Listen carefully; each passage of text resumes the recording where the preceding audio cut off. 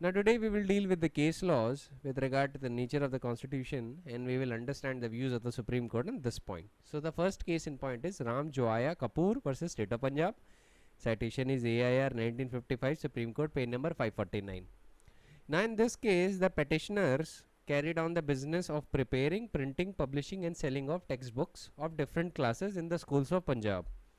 It was alleged that the Education Department of Punjab government, pursuant to their policy of nationalization of textbooks, issued a series of notification since 1950s regarding printing, publication and sale of these books, which not only placed unwarranted restrictions upon the rights of the petitioners to carry on their business, but also practically ousted them and the other traders from business altogether, and this was a violation of fundamental right under Article 19(1), under Article 19, Clause 1, Subclause G, as well as the violation of federal principle of the Constitution. On behalf of the petitioners, it was contended that the executive government of the state is wholly incompetent without any legislative sanction to engage in any trade or business activity. Our constitution clearly recognizes a division of governmental functions in three categories, that is legislative, executive and judicial. The function of the executive cannot be but to execute the laws passed by the legislature or to supervise the enforcement of the same. The legislature must first enact a measure which the executive can then carry out. This was the argument of petitioner. Supreme Court observed that ordinarily executive power connotes the residual government functions that remain after the legislative and judicial function are taken away. ध्यान दीजिएगा इस बात पे. Executive power connotes क्या? The residual government functions that remain when the judicial function and legislative functions are taken away. The Indian Constitution has not indeed recognized the federal principle or the doctrine of separation of powers in its absolute rigidity, but the functions of different parts or different branches of the government have been sufficiently differentiated, and consequently it can very well be said that our constitution does not contemplate assumption by one organ or part of the state of functions that essentially belong to another. The executive can indeed exercise the powers of departmental or subordinate legislation when such powers are delegated to it by legislature. मतलब अभी supreme court ने कहा कि हमारे यहाँ उस तरीके का रिजिड फेडरल प्रिंसिपल फॉलो नहीं होता है, rigid application of doctrine of separation of powers नहीं फॉलो होती है. हावेवर हमारा कॉन्स्टिट्यूशन इस बात का भी ध्यान रखता है कि एक ऑर्गन ऑफ द स्टेट दूसरे ऑर्गन की पावर यूसर्प ना कर ले. ठीक है. Then supreme court continues and says that the limits within which the executive government can function under the Indian Constitution can be ascertained without much difficulty by reference to the form of the executive which our constitution has set up. Our constitution, though federal in its structure, is modelled on the British parliamentary system, where the executive is deemed to have the primary responsibility for the formulation of governmental policies and its transmission into law, though the condition precedent to the exercise of their responsibility is its retaining the confidence of the legislative branch of the state. Supreme court said, मैं आपको simple शब्दों में बताता हूँ कि executive government की क्या limit है इंडियन कॉन्स्टिट्यूशन में, ये असर्टेन करना मुश्किल नहीं होगा with regard to the setup and structure जो हमारे कॉन्स्टिट्यूशन ने अडॉप्ट किया है. तो हमारा कॉन्स्टिट्यूशन फेडरल है. सुप्रीम कोर्ट ने बोला कि our constitution is federal in its structure and it's modelled on the British parliamentary system, जहाँ पे एग्जीक्यूटिव की प्राइमरी रिस्पॉन्सिबिलिटी होती है to form the governmental policies और उसका ट्रांसमिशन लॉ के अंदर. बस कंडीशन प्रेसिडेंट क्या है for the exercise of this responsibility, वो बस इतनी सी है कि उसे लेजिस्लेचर का कॉन्फिडेंस बनाए रखना है. क्योंकि अगर एग्जीक्यूटिव लेजिस्लेचर का कॉन्फिडेंस नहीं बना पाया तो क्या होगा, गवर्नमेंट गिर जाएगी. यही होगा. Now supreme court continues and says that the executive function comprises both the determination of the policy as well as carrying it into execution. This evidently includes the initiation of legislation, the maintenance of order, the promotion of social and economic welfare, the direction of foreign policy in carrying on the supervision of the general administration of the state. Specific legislations may indeed be necessary if the government requires certain powers in addition to what they already possess under the ordinary law in order to carry on particular trade or business. Thus, when it is necessary to encroach upon the private rights in order to enable the government to carry on their business, a specific legislation sanctioning such a course would have to be passed. Now, Supreme Court, after discussing these points, held that in the present case it is not disputed that the entire expenses necessary for carrying on the business of printing and publishing of the textbooks for the recognized school in Punjab were estimated and shown in the annual financial statement, and the demand for grants which were made under the different heads were sanctioned by the state legislature and due appropriation acts were passed. फिर supreme court थोड़ा आगे बढ़ता है और कहता है कि ये डिस्कशन तो एकेडमिक है पर by itself it will not dispose the petitioners case and reiterates that the executive government are bound to conform only to the law of the land and also to the provision of the constitution. The Indian constitution is a written constitution and even the legislature cannot override the fundamental rights guaranteed to its citizens. Consequently, even if the acts of executive are deemed to be sanctioned by the legislature, yet they can be declared void and inoperative if they infringe any of the fundamental rights of the petitioner guaranteed under the Part 3 of the Constitution. अब supreme court देखता है कि क्या article 19 की clause 1 के sub clause जी का violation हो रहा है या नहीं. सुप्रीम कोर्ट देखता है कि ये जो बिजनेस कैरी ऑन कर रहे थे, among other things they were that of printing and publishing books for sale, including textbooks that were used in primary and middle classes of the schools in Punjab. So Supreme Court said that ordinarily it is for the school authorities to prescribe the textbooks that are to be used by the students, and if these textbooks are available in the market, the pupils can purchase them from any bookseller they like. There is no fundamental right in the publishers that any of the books printed and published by them should be prescribed as textbooks by the school authorities, or if they are once accepted as textbooks, they cannot be stopped or discontinued in future. The procedure that was usually followed was that the government used to invite publishers and authors to submit their books for examination and approval by the education department, and after the selection was made by the government, the size, contents as well as prices of the books were fixed, and it was left to the publishers or authors to print and publish them and offer them for sale to pupils. So long as this system was in vogue, the only right which the publishers like the petitioner had was to offer their books for inspection and approval by the government. They had no right to insist on any of their books being accepted as textbooks. So the utmost that could be said is that there was merely a chance or prospect of any or some of their books being approved as textbooks by the government. Such chances are incidental to all trades and businesses, and there is no fundamental right guaranteeing them. A trader might be lucky in securing a particular market for his goods, but if he loses that field because the particular customers for some reason or the other do not choose to buy goods from him, it is not open for him to say that it was his fundamental right to have his old customers forever.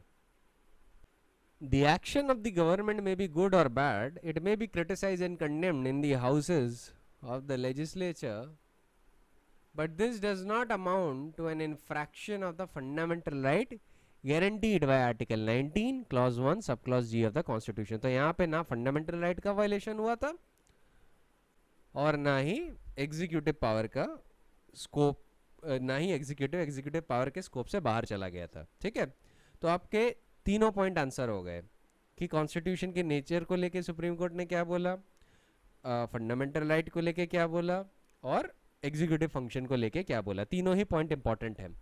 अब वैसे तो मैं चाहता तो article 19 का point ना discuss करता, लेकिन for the sake of your curiosity मैंने डिस्कस कर दिया, जिससे कि आप पूरा क्लियर रहे कि इस केस में हुआ क्या था। फिर अब एक दूसरा केस आया, वो था state of West Bengal versus union of India, reported in AIR 1963, supreme court, page number 1241। अब यहाँ पे देखिए एकदम ही अलग बात बोलने वाला है सुप्रीम कोर्ट। पहले फैक्ट बता देता हूँ। In this case, the validity of coal-bearing areas Acquisition and Development Act was passed by Parliament, which authorized the Union of India to acquire any land or any right in or over the land in any part of India, and that was challenged by the state of West Bengal. In exercise of the power under the Act, the Union expressed its intention to acquire certain coal-bearing lands belonging in the state of West Bengal. The plaintiff state contended that the constitution having adopted a federal principle of government, the states share the sovereignty of the nation with the union, जो कि essential element होता है federal principle का, कि there is a concept of shared sovereignty. तो यही argument लिया कि the constitution having adopted the principle of federal the federal principle of government, the state share the sovereignty of the nation with the union, and therefore the power of the parliament does not extend to enacting legislation for depriving the states of property vested in them as sovereign authorities.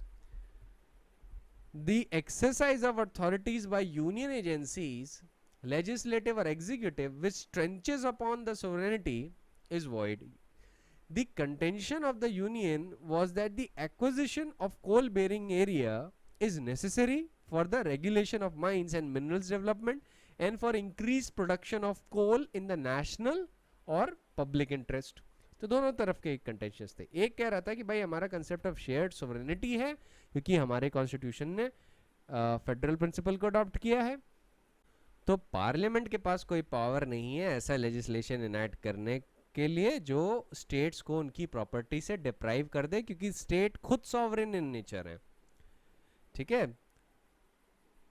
और exercise of the authority by union agencies, चाहे वो legislative हो या executive हो, जो उस state की sovereignty को अफेक्ट करती है नेगेटिवली, वो वॉइड होगी। ये उनका आर्ग्यूमेंट था।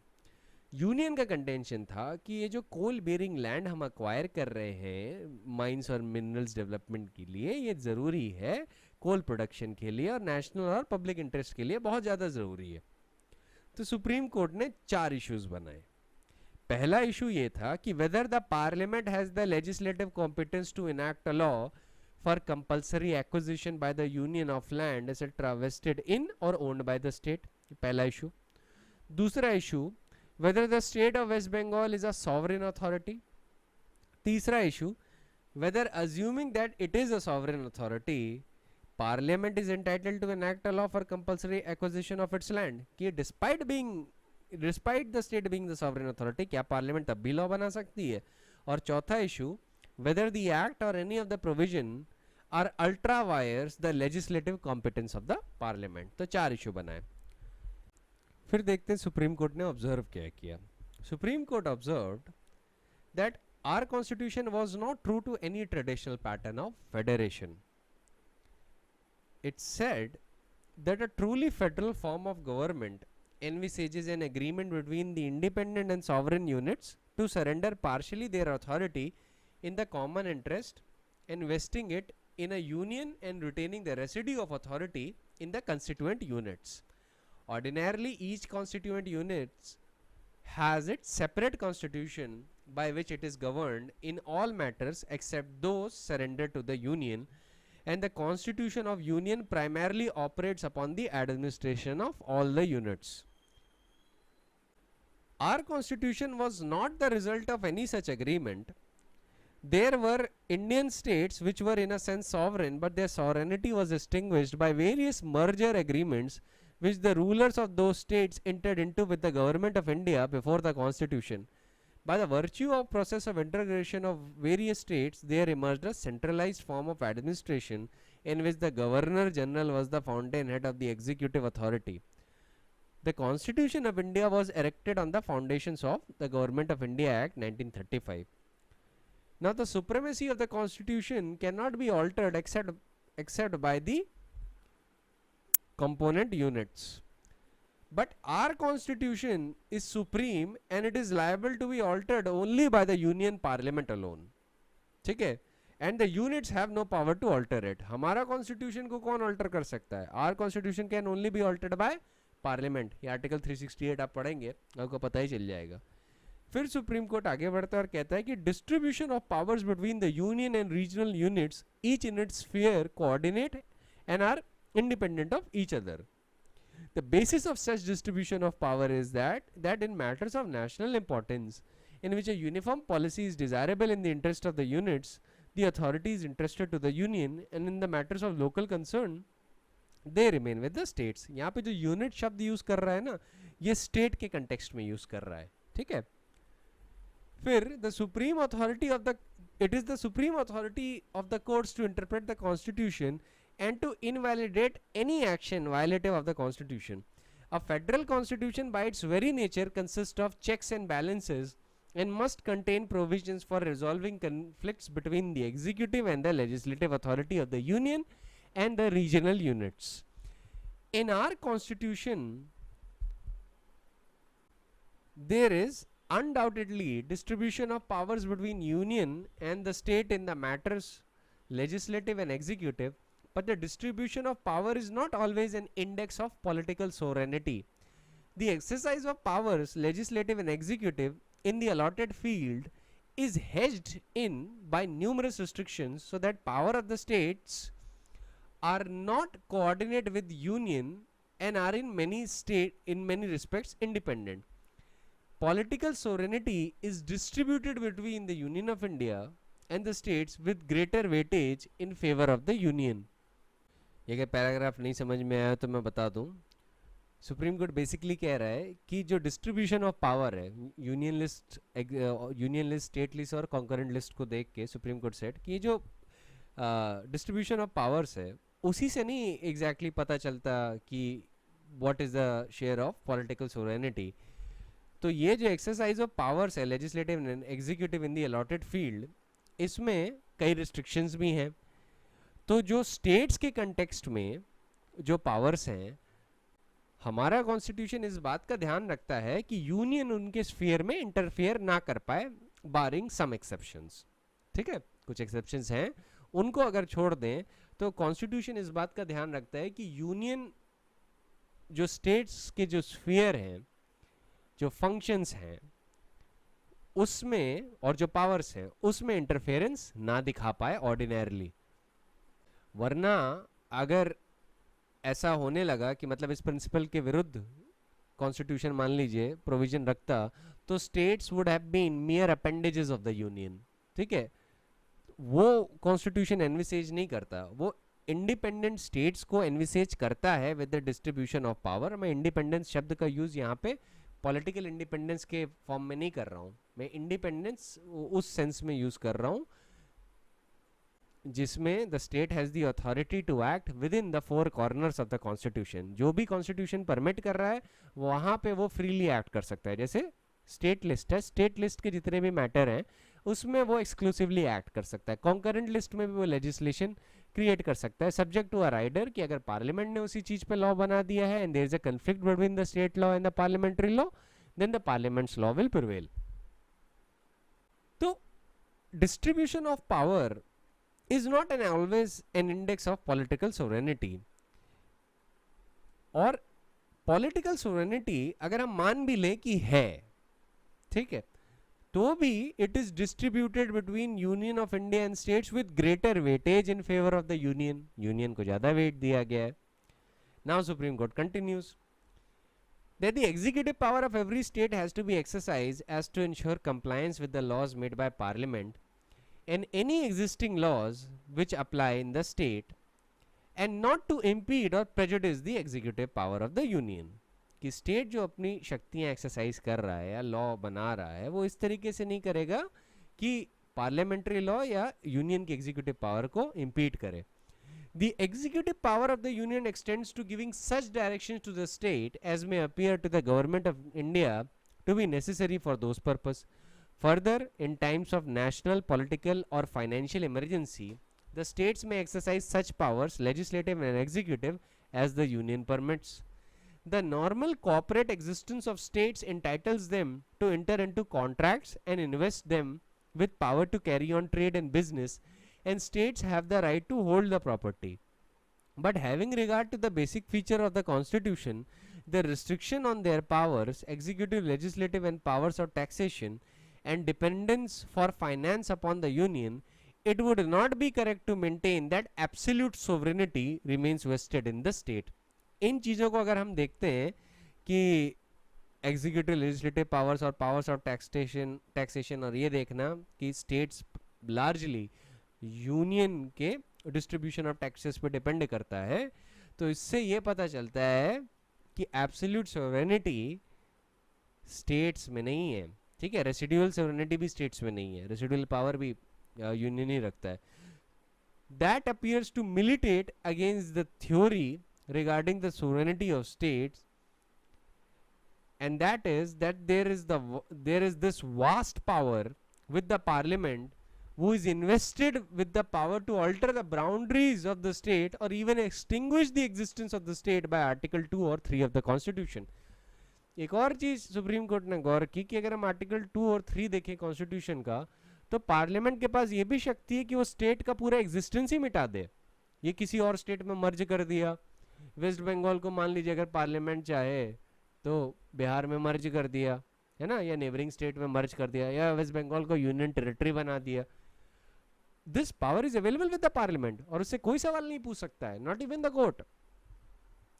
सो that being the extent of power of the parliament, it would be difficult to hold that the parliament which is competent to destroy a state is on account of some assumptions as to absolute sovereignty of the state incompetent effectively to acquire the property owned by the state for government purpose. मतलब supreme court कह रहा है कि अगर parliament के पास इतनी शक्ति है कि वो स्टेट का पूरा एग्जिस्टेंस ही मिटा सकती है, तो ये तो बहुत ही डिफिकल्ट है कहना कि parliament is incompetent to acquire the property that is owned by the state. Under several entries of list 1 or union list, it is open to the parliament to legislate directly upon the property which are situated in the states, including the properties which are vested in the states. For instance, railway, that is entry 22, highways, that is entry 23, major ports, that is entry 27, airways and aerodromes, etc., that is entry 29, and regulation of mines and minerals development, that is entry 54. The power to effectuate its legislative authority, which is entrusted in absolute terms being essential for carrying out the powers, that does not depend upon the consent of the states. The extent of this power was aptly described in Cole versus United States, that the powers vested by the constitution in central government demand for their exercise the acquisitions of land in all the states. They are needed for forts, armories, for navy yards, postal office and courthouses, and for other public use. If the right to acquire property for such use is made a barren right by action of the state prohibiting transfer of property of the union, the constitutional grants of power may become futile and the government will become dependent for its practical existence upon the will of the state. ये कोल versus United states में बोला गया था. Simple शब्दों में बता दूं, ये बोला जा रहा था कि अगर मान लीजिए सेंट्रल गवर्नमेंट को for a specific purpose of establishing armed base, cantonments, court houses, etc., उसके लिए स्टेट्स की कंसेंट लेनी ज़रूरी हो, तो सेंट्रल गवर्नमेंट का पूरा एग्जिस्टेंस ही थ्रेटन हो जाएगा. अगर स्टेट मना कर दे कि नहीं देंगे आपको वो लैंड, तो सेंट्रल गवर्नमेंट क्या करेगी, है ना, सेंट्रल गवर्नमेंट तो वीक हो जाएगी. तो ऐसा इंटरप्रिटेशन नहीं किया जा सकता जहाँ पे state would have the consent to prohibit, the state would have the power to prohibit transfer of property to the union. ठीक है, otherwise the constitutional grants of power would become futile. Supreme Court held finally after this discussion that the power of the union to legislate in respect of the property situated in the states, even if the states are regarded in comparison to the union as sovereign, remains unrestricted.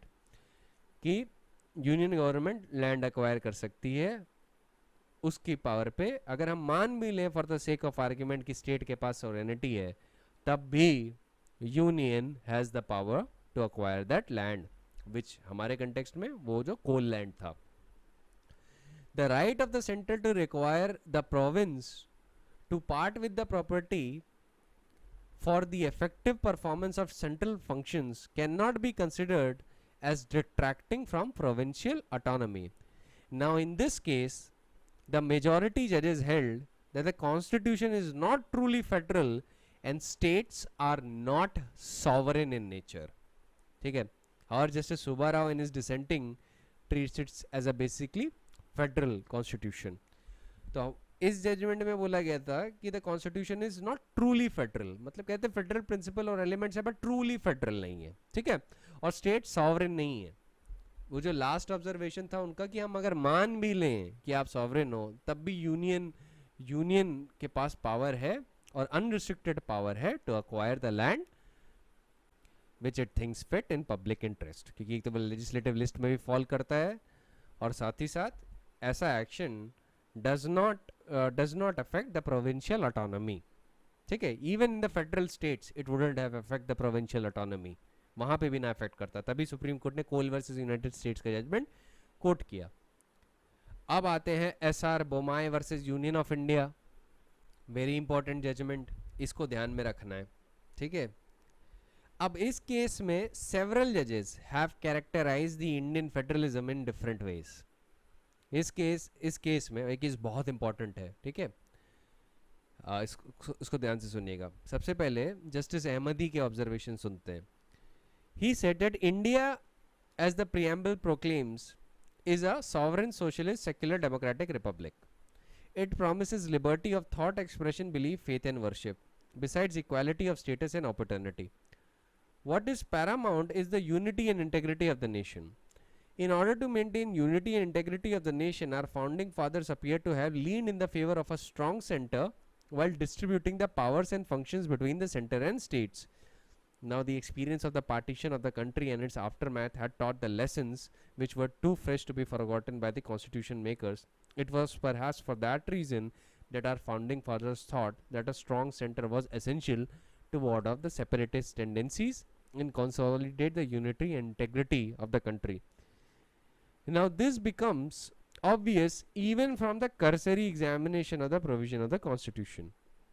These provisions show that in the matter of the constitution of states, the parliament is paramount. This scheme substantially differs from the federal setup that is established in USA. The American states were independent sovereign states and the territorial boundaries of those independent states cannot be touched by federal government. It is these independent sovereign units which together decided to form a federation, unlike in India where states were not independent sovereign units but they were formed by Article 1 of the Constitution and their areas and boundaries could therefore be altered without their concurrence by the parliament. It is well known that since independence, new states have been created, boundaries of existing states have been altered and states have been renamed and the individual states have been extinguished by the parliamentary legislation. Then the learned judge quoted the judgment of State of Rajasthan versus Union of India, where Chief Justice Beg observed that in a sense Indian Union is federal, but the extent of federalism in it is largely watered down by the needs of progress and development of a country, which has to be nationally integrated, politically and economically coordinated, and socially, intellectually and spiritually uplifted. In such a system, the states cannot stand in the way of legitimate and comprehensively planned development of the country in a manner directed by central government. The learned Chief Justice in that case proceeds to observe, if then our constitution creates a central government which is amphibian in the sense that it can move either on the federal or the unitary plane. ये बहुत important observation है, ध्यान में रखिएगा. According to the needs of the situation and circumstances of a case, मतलब central government is amphibian in nature, चाहे वो federal plane पे move करे, चाहे वो unitary plane पे move करे, depending on the circumstances according to the needs of situations. ठीक है. The question which we are driven back to consider is whether an assessment of the situation in which the union government should move either on the federal or unitary plane are the matters for the union government itself, or for Supreme Court to consider and determine. After quoting this, Justice Ahmadi concluded, it would thus seem that Indian constitution has in it not only the features of pragmatic federalism, which while distributing legislative powers and indicating the spheres of governmental powers of the state and central governments, is overlaid by strong unitary features, particularly exhibited by lodging in parliament the residuary legislative functions, and in the central government the executive power of appointing certain constitutional functionaries, including the High Court and Supreme Court judges, and issuing appropriate directions to the state government, and even displacing the state legislatures and the governments in emergency situations. That is Article 352 to 360 of the Constitution. Justice Sawant said and observed that democracy and federalism are essential features of our constitution and are part of the basic structure. तो उन्होंने सीधे बोलिए federalism है. Justice के रामास्वामी, इनका क्या observation था? He said that the essence of federalism is distribution of powers of the state among its coordinate bodies. Each is organized and controlled by the constitution. The division of power between the union and the state is made in such a way that whatever has been the power distributed, the legislative and executive, to be exercised within respective units, making such a sovereign in its own sphere, and the rule of law requires that there should be a responsible government.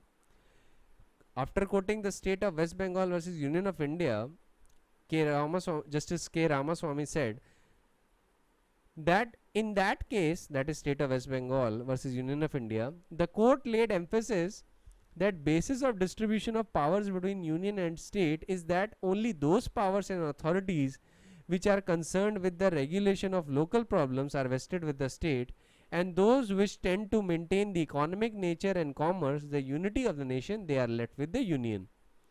He further observed that organic federalism designed by the founding father is to suit the parliamentary form of government to suit the Indian conditions, with the objective of promoting mutuality and common purpose, rendering social, economic and political justice, equality of status and opportunity, dignity of persons to all its citizens, transcending regional, religious, sectional or linguistic barriers as complementary units in working the constitution without confrontation. तो इन्होंने justice के रामास्वामी ने इसी judgement में SR Bommai versus union of India में बोला कि हमारा कॉन्स्टिट्यूशन एक ऑर्गेनिक फेडरलिज्म का प्रिंसिपल लगता है. वही जस्टिस अहमदी ने बोला था प्रैग्मेटिक फेडरलिज्म. जस्टिस सावंत ने सिर्फ फेडरलिज्म बोला. ठीक है, चलिए आगे बढ़ते हैं, देखें जस्टिस जीवन रेड्डी ने क्या बोला. He observed that the fact that under the scheme of our constitution greater power is conferred upon the center in comparison to the state does not mean that the states are mere appendages of the center. Within the sphere allotted to them, states are supreme. The center cannot tamper with their powers. More particularly, the court should not adopt an approach, an interpretation, which has the effect of or tends to have the effect of whittling down the powers reserved to the states. It is a matter of common knowledge that over the last several decades, the trend of the world over is towards strengthening the central governments, be it the result of advances in technological or scientific fields or otherwise. And even in USA, the center has become far more powerful, notwithstanding the obvious bias in the constitution in the favor of states. All this must put the court on guard against any conscious whittling down of the power of the states. Let it be said that the federalism in Indian constitution is not a matter of administrative convenience but one of principle, the outcome of our own historical process and the recognition of the ground realities. It is enough to note that the constitution has certainly a bias towards center as comparison to the states. तो ये भी कह रहे हैं federal है but with a bias towards the center. तो ये majority opinions थे जो मैंने आपको बता दिए. तो आपको सारे ओपिनियन में ये दिख रहा होगा कि Indian constitution is being largely characterised as a federal constitution, लेकिन अभी भी डाउट क्लियर नहीं हुआ है. फिर आता है state of Haryana versus state of Punjab का case, AIR 2002 supreme court page number 685. Now in this case Supreme Court discussed the concept of federation and the federal character of India. The state of Haryana filed a suit for issuance of a mandatory injunction to the state of Punjab and or the Union of India to complete the construction of unfinished Satluj Yamuna link canal. It was held that it was indeed for the central government to see that the canal is excavated and the recalcitrant state should have been prevailed upon. कि पंजाब नहीं वो canal बनने दे रहा था, तो state of Haryana wanted that canal to be made, और उन्होंने बोला कि ये सेंट्रल गवर्नमेंट की ड्यूटी है, और इसके लिए वो पहुंचे supreme court and prayed for a mandatory injunction. Supreme court ने ऑब्जर्व किया कि in a semi federal system of government which has been adopted under the Indian constitution all essential powers both legislative and executive have been conferred upon the central government. True federalism means the distribution of powers between the central authority and the constituent units. The Dicey's concept of federalism in a national constitution for a body of states which desire union and do not desire unity. That's how E.V. Dicey described it. According to him, a federal state is a political contrivance intended to reconcile national unity and powers with the maintenance of the state's right. The essence of federation is therefore the existence of a union and its states and the division of power between the union and the states. Political integrity of the union in each state seems to be essential to the federal concept. Authors therefore describe our government to be one of federal in structure but somewhat unitary in spirit. Now, deprecating the vote bank politics, Supreme Court observed that the Constitution conceives of a government to be manned by the representatives of the people who get themselves elected in an election. The decision taken at the governmental level should not be so easily nullified by the change of the government and by such other political party assuming power, particularly when a decision affects some other state and the interest of the nation as a whole. It cannot be disputed that so far as the policy is concerned, a political party assuming power is entitled to engraft the political philosophy behind the party, since that must be held to be the will of the people. Supreme court यहाँ पे कह रहा है कि ये नहीं होना चाहिए कि पिछली गवर्नमेंट आई उसने कुछ एग्रीमेंट्स किए और उसके बाद नई गवर्नमेंट आई उसने वो एग्रीमेंट्स अबैंडन कर दिए. हाँ, ये है कि हर पॉलिटिकल पार्टी क्या कहते हैं अपनी फिलॉसफी के हिसाब से लेजिस्लेशन कर सकती है, लेकिन जब अग्रीमेंट्स या ट्रीटीज उसने कर ली हैं यूनियन से या दूसरे स्टेट से, तो ऐसी सिचुएशन में ऐसा नहीं होना चाहिए कि दूसरी पॉलिटिकल पार्टी आए तो वो उन ट्रीटीज और एग्रीमेंट्स को ऑनर ना करे. ये कहते हुए उन्होंने बोला कि we unhesitatingly hold that plaintiff, that is state of Haryana, has made out a case for the issuance of an order of injunction in mandatory form against the state of Punjab to complete the portion of SYL canal, that is Satluj Yamuna link canal, which remains incomplete, and in the event Punjab fails to complete the same, then the union government must see to its completion, so that money that has already been spent and the money which may further be spent could be utilized by the countrymen. अब यहाँ पे क्या बोला गया? Semi federal constitution. ठीक है, फिर next case पे आते हैं, that is Kuldeep Nair versus union of India, AIR 2006, supreme court, page number 3127. अब यहाँ पे क्या फैक्ट्स थे मैं बताता हूँ. In this case, the petitioner challenged the Representation of People's Amendment Act 2003, by which the requirement of domicile in the state concerned for getting elected to Rajya Sabha was deleted, which according to them violated the principle of federalism. That was a basic feature of the constitution according to them. Now, Supreme Court held that it is no part of the federal principle that the representatives of the state must belong to that state. There is no such principle discernible as an essential attribute of federalism, even in the various examples of the upper chambers in other countries. Residence is not the essence of the structure of the upper house.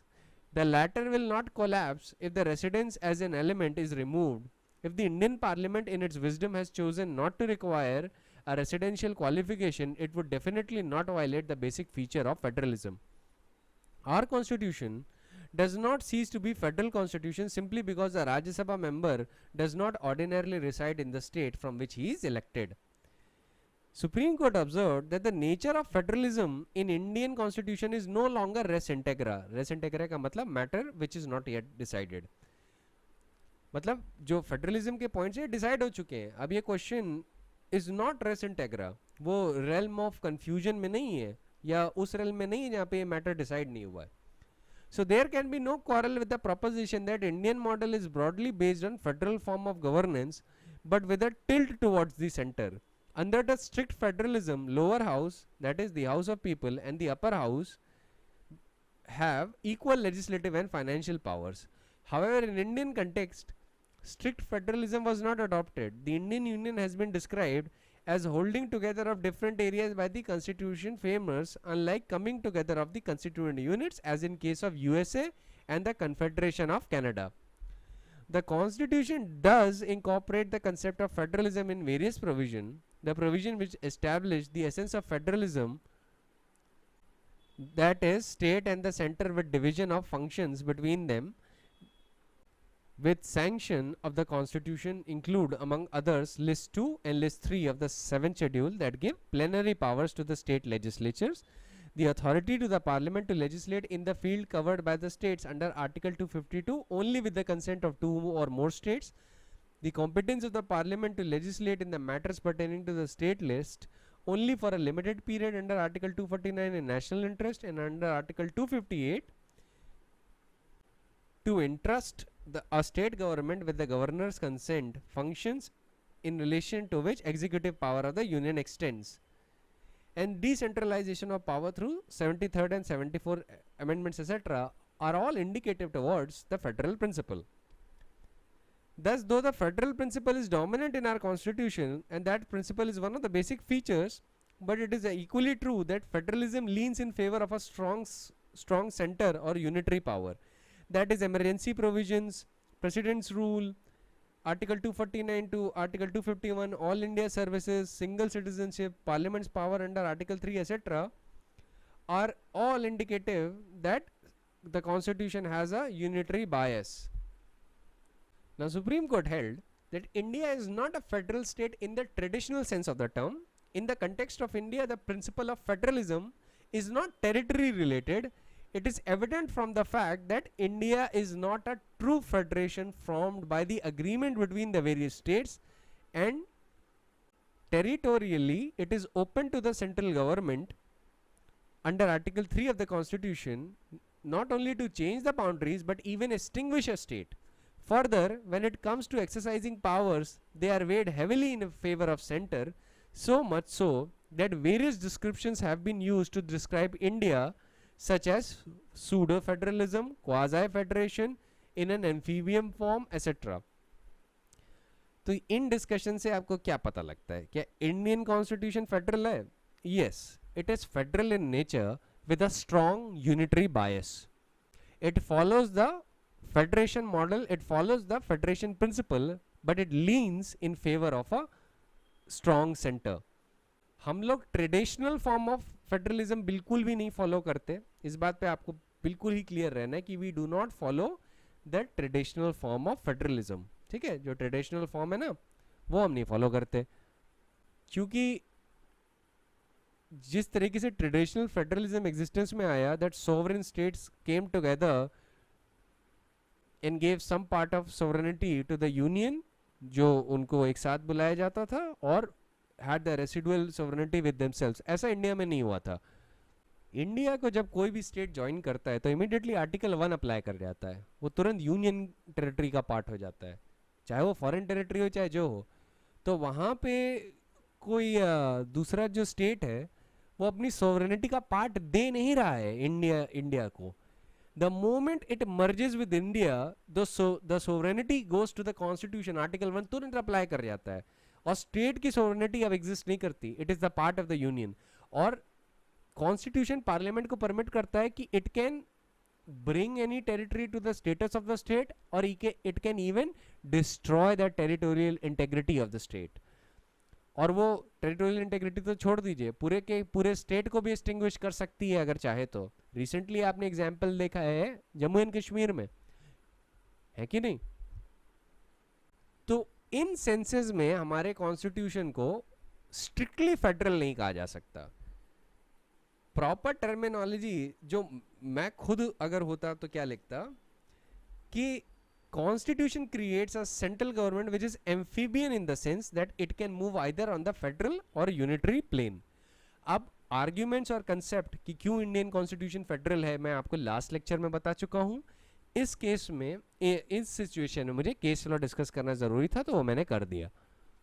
अब मैं आता हूँ Keshava Nanda Bharati versus state of Kerala पे, AIR 1973 supreme court page number 1461. इसका short सी line बताऊंगा.